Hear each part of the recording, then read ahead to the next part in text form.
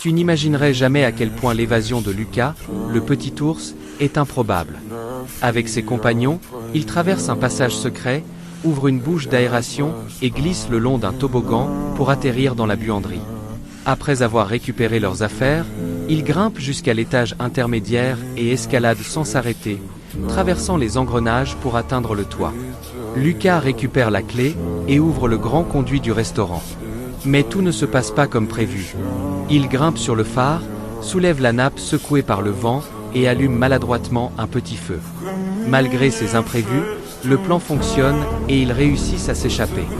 Une fois au sol, tous veulent simplement quitter la ville, sans chercher à blanchir le nom de Lucas. Ce dernier, découvrant certaines vérités cachées, se sent trahi et en colère. Pendant ce temps, Camille, son amie humaine, comprend que la famille Martin ne l'a jamais abandonné. Mais Lucas n'oublie pas le voleur et découvre qu'il s'agit de leur voisin, Hugo. Le livre qu'il possède n'est pas un simple carnet, mais une carte au trésor, et le trésor est caché dans l'orgue du parc d'attractions. Le problème, cet orgue doit être transporté aujourd'hui. Il devine qu'Hugo s'y rendra et décide de se retrouver à la gare de marchandises. Pour passer inaperçu, Lucas se cache dans une poubelle et fait semblant de se promener innocemment. Les policiers ne remarquent rien et la famille Martin arrive à son tour. Lorsque le train commence à se transformer, le père tente de sauter d'un wagon à l'autre, mais échoue.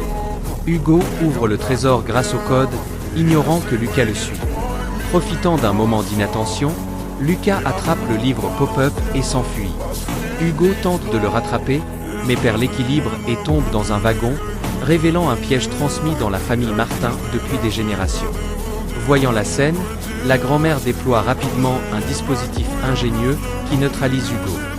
Lucas reste coincé dans le wagon, tandis qu'Hugo tente de s'échapper, mais est assommé par une balle de baseball. Dans le même temps, le wagon de Lucas déraille et tombe dans la rivière. Camille plonge immédiatement pour le sauver. La situation est critique, mais ses amis et anciens compagnons apparaissent pour l'aider. Même au risque de retourner en prison, ils ne peuvent laisser tomber Lucas. Grâce à leurs efforts, Lucas est enfin secouru. Il reste inconscient 3 jours, et à son réveil, toutes les charges contre lui sont annulées. Pendant son coma, ses amis avaient préparé une surprise, célébrant sa liberté retrouvée. L'histoire se termine ici. L'espoir est que chacun soit traité avec douceur dans ce monde, et que la bonté guide nos actions. Peu importe le moment ou l'endroit, gardons toujours une part de gentillesse. Seules les personnes bienveillantes peuvent réveiller la bonté endormie chez les autres.